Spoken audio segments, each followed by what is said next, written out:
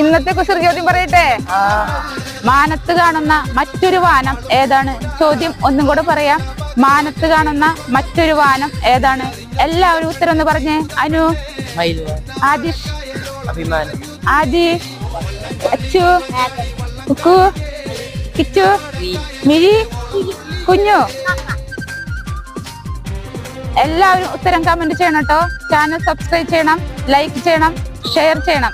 നമ്മുടെ 46ാമത്തെ കുസൃതി ചോദ്യം, വാഴയിലുണ്ടാകുന്ന ആന ഏതാണ്? ശരി ഉത്തരം ബനാന.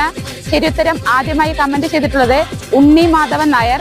രണ്ടാമതായി ശരി ഉത്തരമാക്കിയിട്ടുള്ളത് അവർ കിച്ചൂസ്. രണ്ടുപേർക്കും സ്വിച്ച് ഓൺ ക്രിയേഷൻസിന്റെ അഭിനന്ദനങ്ങൾ.